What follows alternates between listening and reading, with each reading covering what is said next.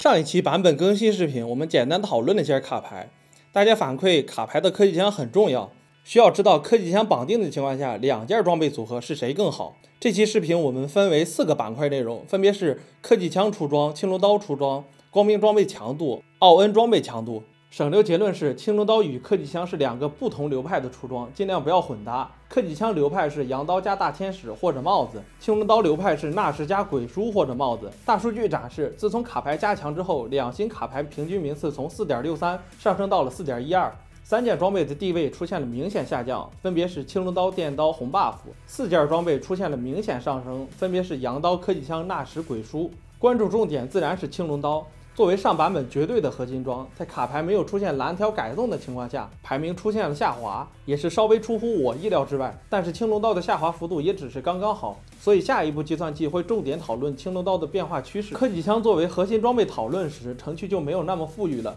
我们需要把青龙刀加羊刀加帽子拆解成2件装备，青龙刀、羊刀、纳什、大天使、帽子，谁才是更合理的出装组合？我们把上述科技枪组合都列出来。科技枪作为生存保证装备，羊刀的输出优势特别明显，青龙刀完全没有发挥的空间。黑色的羊刀加帽子组合和红色的羊刀加大天使组合，从中期到后期都表现了领先的地位，而反过来白、黄、紫3色曲线都表现了青龙刀和科技枪的理念不合。我们来到大数据观看，当卡牌绑定科技枪时，鬼书和纳什的大数据表现都出现了下滑，羊刀和大天使的地位明显提高。所以科技枪就是一个打后期强度的装备，它和羊刀密不可分。最后结论，科技枪流派出装就是科技枪加羊刀加大天使或者帽子，但并不意味着青龙刀就是错误装备。当你把青龙刀当做核心装备讨论时，就会出现另一个角度，青龙刀是用来打前中期强度的，既然青龙刀加羊刀加帽子根本活不到后期，前中期输出又好又快的出装组合是什么？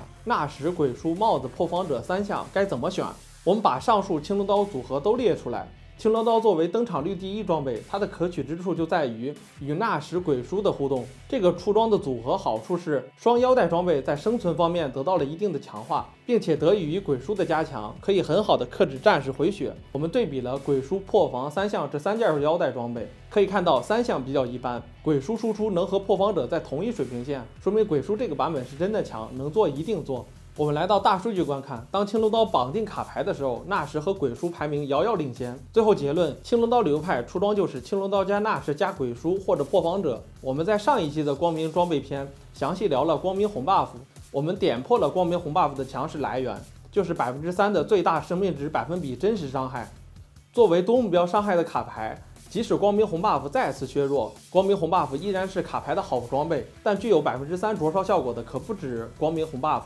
还有加强灼烧时间到30秒的光明鬼书，而且光明鬼书在这个版本还加强了攻速收益，所以光明鬼书一定不要错过，它就是理所应当的好光明装备。我们在上一期的光明装备篇，我们以光明纳什的强度提出了另一个简单粗暴的观点，如果光明装备的面板能够达到2倍普通装备的面板，那它就是优秀光明装备。比如说光明帽子，法强属性是普通帽子的 1.4 倍，额外伤害是 2.5 倍，综合收益接近2件帽子的强度，那它就是好装备。我们做完效果发现光明纳什对卡牌的大数据不对，发现光明纳什对卡牌是有专属 bug 的，即光明纳什对卡牌释放技能不加任何攻速，攻速面板纹丝不动。这我就通过芒果 CC 反馈的 bug， 设计师回复已经观察到了这个 bug， 在 14.2 版本会修复。中亚作为卡牌最强奥恩神器，那么它的出装是科技枪加羊刀流派呢，还是青龙刀加纳什流派呢？中亚作为最强保命装，能够持续3秒免疫伤害，而且还有30双抗保底。我们把2套卡牌主流出装都拿来做对比，为了对比数据方便，我们把中亚的伤害曲线向左平移了3秒，